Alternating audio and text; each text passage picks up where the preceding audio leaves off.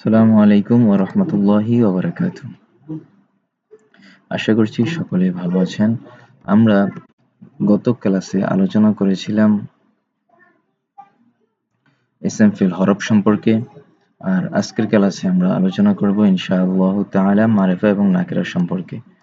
মারিফা এবং নাকিরা এটি আরবি গ্রামারের পরিভাষায় অত্যন্ত গুরুত্বপূর্ণ একটি পাঠ এবং আমাদের ১৯তম শিক্ষক নিবন্ধন সহ শুরু করে মাদ্রাসা কেন্দ্রিক যে সমস্ত পরীক্ষাগুলো হয় এগুলোর মধ্যে অত্র অধ্যায় থেকে খুব গুরুত্বপূর্ণ প্রশ্ন এসে থাকে। এছাড়াও মাদ্রাসার যারা শিক্ষার্থী রয়েছেন তাদের জন্য এই অধ্যায়টি খুব গুরুত্বপূর্ণ ভূমিকা পালন করে। বিশেষ করে তারা যখন আরবি ইবারত পড়তে চায় কিংবা আরবি বুঝতে চায় তখন তাদের জন্য এই অধ্যায়টি অত্যন্ত গুরুত্বপূর্ণ ভূমিকা পালন করে। আমরা মারিফা এবং নাকিরের আলোচনার ক্ষেত্রে প্রথমে মারিফা এবং নাকিরার সংজ্ঞা সম্পর্কে জানব। মারিফা কাকে বলা হয় এবং নাকিরা কাকে বলা হয়? সহজ ভাষায় নির্দিষ্টভাবে যা কিছু বোঝাবে সেটাই হচ্ছে মারিফা।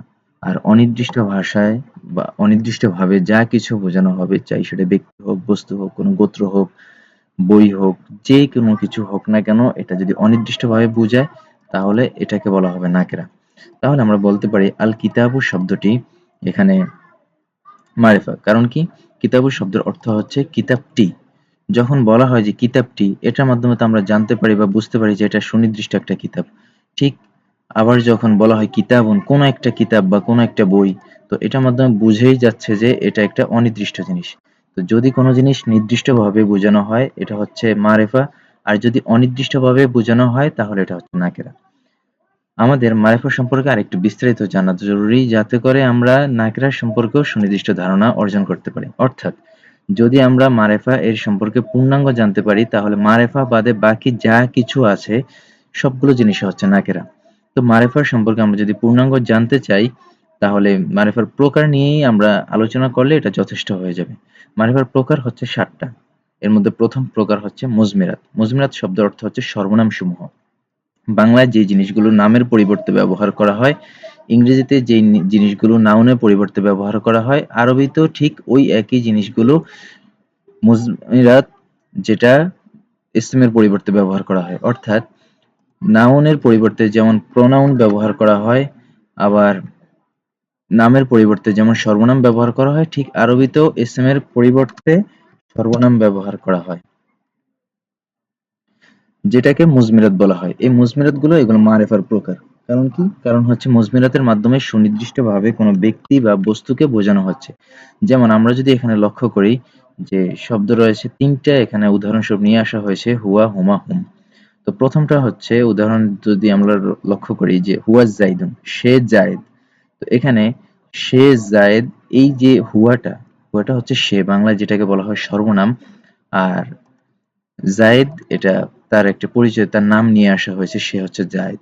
তো এই যে যেই জিনিসগুলো সর্বনাম সমূহ বোঝায় নামের পরিবর্তে ব্যবহার করা হয় সেগুলোইকে বলা হয় মুজমিরাত, যেটাকে ইংরেজিতে বলা হয় প্রোনাউন। তো যত ধরনের জমির রয়েছে, যত ধরনের এই জমির বা মুজমিরাত এগুলো রয়েছে প্রত্যেকটাই মারিফার প্রকার। কারণ কি? কারণ হচ্ছে এই জমিরগুলো সুনির্দিষ্টভাবে একজন ব্যক্তিকে বোঝায়। কারণ কি? কারণ হচ্ছে এই জমিরগুলো দ্বারা বা এই সর্বনামগুলো দ্বারা যেই ব্যক্তিকে বোঝানো হয় তার আলোচনা অবশ্যই পূর্বে করা হয়েছে। সুতরাং যে ব্যক্তির আলোচনা পূর্বে করা হয় ওই ব্যক্তির জন্যই তার নামের সর্বনাম নিয়ে আসা হয়, ওই নাউনের জন্যই তার প্রোনাউন নিয়ে আসা হয়, কিংবা ওই ইসমগুলোর জন্যই তার জমির নিয়ে আসা হয়। তাহলে আমরা বলতে পারি যে মুজমেরাত এটা মারিফার প্রথম প্রকার, যেটার মাধ্যমে তার ইসমকে সুনির্দিষ্টভাবে বোঝানো হচ্ছে। দ্বিতীয় প্রকার হচ্ছে আলাম, নামসমূহ বা ইসমসমূহ। তো ইংরেজিতে যেমন নাউন, বাংলায় নাম, এবং আরবিতেও এটাকে বলা হয় আলম। আলমের বহুবচন হচ্ছে আলাম, অর্থাৎ নামসমূহ। যত ধরনের নাম রয়েছে যেগুলোর মাধ্যমে একজন ব্যক্তি, বস্তু, গোষ্ঠী, গোত্র, যেই কোনো জিনিসই হোক এগুলো যদি সুনির্দিষ্টভাবে বোঝানো যায় তাহলে এটা হচ্ছে আলাম বা নামসমূহ। এটা মারিফার প্রকার। এটা মারিফার প্রকার হবে কখন? যখন এটার মাধ্যমে সুনির্দিষ্টভাবে একজন ব্যক্তি বা বস্তুকে বোঝানো হবে। কিন্তু যদি এভাবে বলা হয় যে কোনো একজন রাশেদ, কোনো একজন বাকার, জাআনি রাশিদুন আখার, আমার নিকটে অন্য একজন রাশেদ এসেছে, এই ধরনের বাক্য যদি বোঝানো হয় তাহলে এটা মারিফার প্রকার হবে না।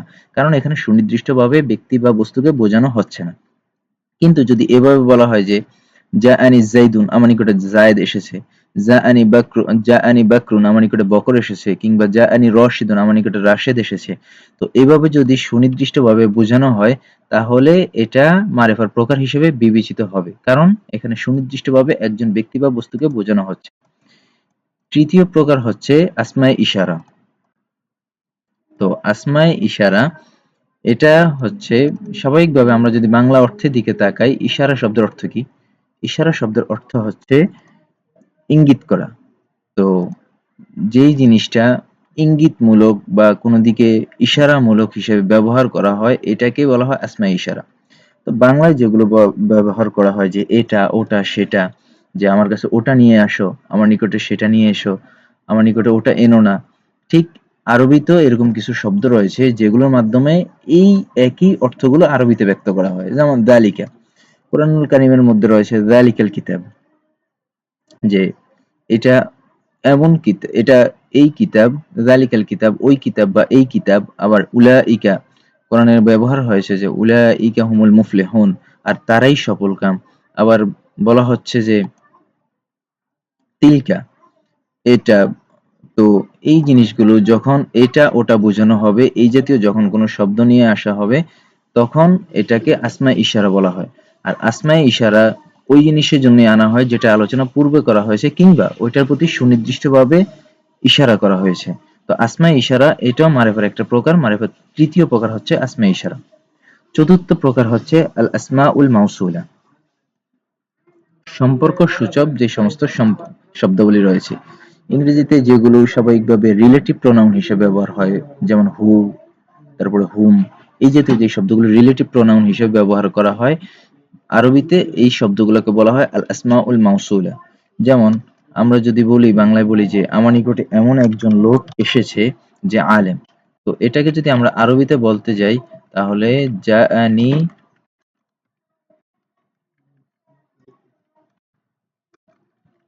রজুলুন, জাআনির রজুল আল্লাযী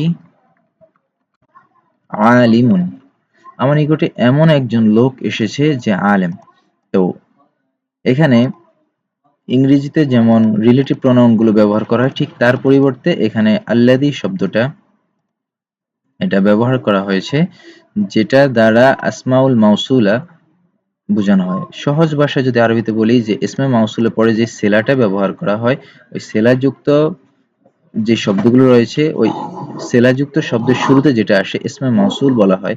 অর্থাৎ আল্লাযী, আল্লাযানি, আল্লাযাইনি, আল্লাযীনা, আল্লাতী, আল্লাতানা, আল্লাতাইনা, আল্লাতিনা, এই জাতীয় যতগুলো শব্দ রয়েছে এগুলো দ্বারা যতগুলো পরবর্তী বাক্য বোঝানো হয় এই শব্দগুলোই হচ্ছে আসমাউল মাউসুলা।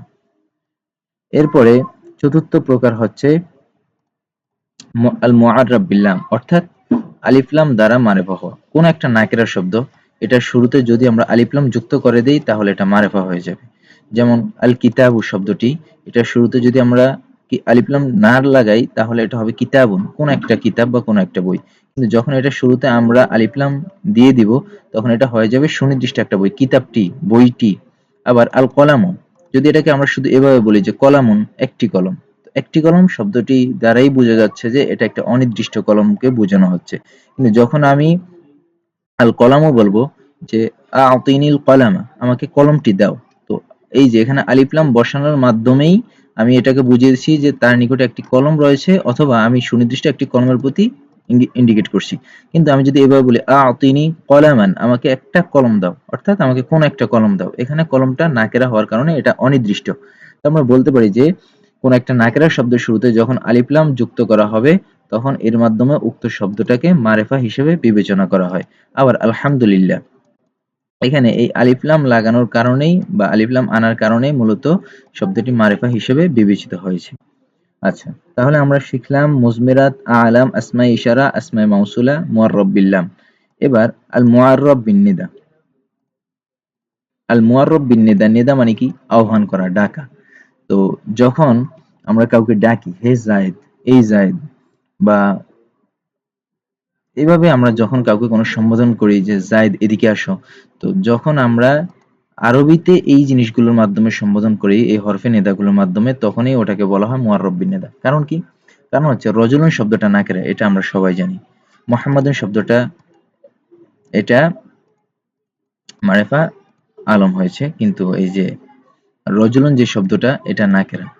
তো রজুলুন নাকেরা শব্দটাকে যদি আমরা ব্যবহার করি বাংলায় যে হে লোক, তো হে লোকের মাধ্যমে আমি মূলত বোঝাতে চাচ্ছি যে আমি এখানে একজন নির্দিষ্ট ব্যক্তিকে আহ্বান করছি বা আমি একজন নির্দিষ্ট ব্যক্তিকে ডাকছি। কিন্তু আমি যদি হে লোক না বলে শুধুমাত্র রজুলুন শব্দটা ব্যবহার করি, তাহলে আমি এই রজুলুন শব্দের মাধ্যমে আমি কোনো সুনির্দিষ্ট ব্যক্তিকে ডাকছি না বা আহ্বান করছি না, তখন এটা অনির্দিষ্ট থেকে যায়। তো যখন আমি ডাক দেবো যে ইয়া রজুল, হে লোক, তো আমি এই ইয়ার শব্দের মাধ্যমে হরফে নেদার মাধ্যমে আমি জিনিসটাকে সুনির্দিষ্ট করে ফেলেছি। আবার অনুরূপভাবে আমি যখন ইয়ার শব্দের মাধ্যমে জাইদুন শব্দ এমনিতেও যদি আমি আলম হিসেবে রাখি তাহলে এটা মারিফা হিসেবে গণ্য হবে। কিন্তু কোনো জায়গায় যদি একাধিক জায়েদ থাকে, তো তার মধ্য থেকে আমি যদি কোনো একজনকে সুনির্দিষ্টভাবে ডাক দিই বা আমার পরিচিত কাউকে ডাক দিই যে ইয়া জাইদুন শব্দ দ্বারা, তাহলে ইয়া হরফে নেদার মাধ্যমে ওই জায়েদ শব্দটা মারিফা হয়ে যাবে। আবার আয়া রাফিকুন, হরফে নেদার ৭টা, তার মধ্যে একটা হচ্ছে আয়া। তো আয়া শব্দের মাধ্যমে আমি যদি কোনো অনির্দিষ্ট ব্যক্তিকে ডাক দেই তাহলে ওই অনির্দিষ্ট ব্যক্তিটা এখানে নির্দিষ্ট হয়ে যাবে। ঠিক অনুরূপভাবে মোহাম্মদুন শব্দটা, এটা যদি আমি আলমের শাখস হিসেবে ধরি অর্থাৎ সুনির্দিষ্ট কোনো একজন ব্যক্তি বা বস্তুকে বোঝাই তাহলে এটা মারেফা। কিন্তু যখন এখানে আমি সুনির্দিষ্ট কোনো ব্যক্তিকে আয় শব্দের মাধ্যমে ডাক দিচ্ছি যে আয় মোহাম্মদ বা আয় রজুলুন, তখন এই আয় শব্দ দ্বারাও এটাকে মারেফা হিসেবে তৈরি করে দেয়। অর্থাৎ আমরা সহজে বলতে পারি যখন হরফে নেদার মাধ্যমে কোনো একটা নাকেরা শব্দকে ডাকা হয় ওটা মারেফা হয়ে যায়। আবার এই ধরনের শব্দগুলো ইয়া, আয়া, হায়া, আয়, হামজা মাফতুহা, ওয়াও বিমানা, মা, ইল্লা, এই জাতীয় যে হরফে নেদাগুলো রয়েছে এগুলো মারেফার পূর্ব বসতে পারে, যেটা আমরা এই ৩টা উদাহরণের মধ্যে দেখতে পাই। কিন্তু এই যে রজুলন শব্দটা এটা নাকেরা, এটা পূর্বে যখন ইয়া বসবে তখন এই নাকেরা শব্দটাকে ইয়া বসার কারণে এটাকে মারেফা হিসেবে বিবেচনা করা হবে। এবার ৭ম নম্বর প্রকার হচ্ছে মুজাফিল আল মারিফা। আমরা উপরে যে জিনিসগুলো পড়েছি মুজমিরাত, আলাম, আসমায়ে ইশারা, আসমায়ে মাউসুলা, আল মুআররাব বিল লাম, আল মুআররাব বিন নিদা, এই ৬টা জিনিসের কোনো একটার দিকে যদি কোনো একটা শব্দকে ইজাফত করা হয়, অর্থাৎ এই ৬টা জিনিসের পূর্বে কোনো একটা শব্দ যদি ব্যবহার করা হয় এবং শব্দটা নাকেরা, তাহলে এই জিনিসগুলোর পূর্বে নাকেরা শব্দ ব্যবহার করার কারণে এটাকে বলা হয় যে মুজাফিল আল মারেফা, মারেফার দিকে এই জিনিসটাকে ইজাফত করা হয়েছে। আর যে জিনিসটাকে মারেফার দিকে ইজাফত করা হয় ওটাও মারেফা হিসেবে বিবেচিত হয়। তো আমরা যদি লক্ষ্য করি হু, কিতাবুহু, এই হু শব্দটা আমরা প্রথম প্রকারে পড়েছিলাম যে এই যে হুয়া, হুমা, হুম, হিয়া, হুমা, হুন্না, মুজমিরাত পড়েছিলাম। মুজমিরাত ৫ প্রকার। ৫ প্রকারের মধ্যে একটা প্রকার হচ্ছে যে জমিরে মাজরুরে মুত্তাসিল। তো ওখানে এই যে হু শব্দটা এটা ব্যবহার করা হয়, এটা একটা জমির। তো যখন এই হু জমিরের পূর্বে কিতাব শব্দটা এসেছে আমরা লক্ষ্য করি কিতাব শব্দটা হচ্ছে নাকেরা। তো কিতাব শব্দটা নাকেরা, এটা যখন হু জমিরের পূর্বে বসেছে তখন এটা একটা মারেফার পূর্বে বসেছে। আর মারেফার পূর্বে বসার কারণে এই জিনিসটাও মারেফার হুকুম হয়ে গিয়েছে, অর্থাৎ পুরো শব্দটাই এখন মারেফা। অনুরূপভাবে কলামু জাইদিন, জাইদিন, তো কলামু শব্দটা এটা হচ্ছে একটা নাকেরা শব্দ, কিন্তু এটা যখন জাইদিন মারেফার শব্দ যেটা আমরা পূর্বে পড়েছি যে আলম, আলম মারেফার শব্দের পূর্বে যখন এই কলামু শব্দটা বসেছে তখন এই জায়েদ শব্দটা আলমের পূর্বে কলাম নাকেরা বসার কারণে এই কলাম নাকেরাটাও মারেফার হুকুম হয়ে গেছে। অনুরূপভাবে কলামুল্লাযী জাআনি, এই আল্লাযী জাআনি, আল্লাযী শব্দটা এটা ইসমে মাউসুল, এটা পূর্বে যখন একটা নাকেরা কলামুন শব্দ বসেছে তখন এই কলামুন শব্দটা নাকেরা হওয়া সত্ত্বেও যেহেতু এটা মারেফার পূর্বে বসে মারেফার দিকে ইজাফত হয়েছে তাই এটা মারেফা হিসেবে বিবেচিত হবে। তাহলে আমরা বলতে পারি যে মারেফা ৭ প্রকার। প্রথম প্রকার হচ্ছে মুজমিরাত, দ্বিতীয় প্রকার হচ্ছে আলাম, তৃতীয় প্রকার আল আসমাউল ইশারা, চতুর্থ প্রকার আল আসমাউল মাউসুলা, পঞ্চম প্রকার হচ্ছে যে আল মুআররাব বিল লাম, ষষ্ঠ প্রকার হচ্ছে আল মুআররাব বিন নিদা, সপ্তম প্রকার হচ্ছে আল মুযাফ ইলা মারিফা। তো এই ৭ প্রকারের মধ্যে যেই কোনো প্রকারে আসুক না কেন এটা মারেফা হিসেবে বিবেচিত হবে এবং এটাকে নির্দিষ্ট কোনো ব্যক্তি বা বস্তু বোঝানোর জন্য ব্যবহৃত হবে। এইগুলো বাদে যত ধরনের শব্দ বা ইসম রয়েছে সবগুলো শব্দই নাকেরা হিসেবে বিবেচিত হবে। নাকেরা, নাকেরা হিসেবে বিবেচিত হবে। অর্থাৎ মারিফা ছাড়া যা কিছু রয়েছে সবগুলো নাকিরা। আচ্ছা, তাহলে আমরা মারিফা পেলাম এবং মারিফা ছাড়া বাকি যা কিছু রয়েছে সবগুলো নাকিরা, এটা আমরা জানতে পারলাম।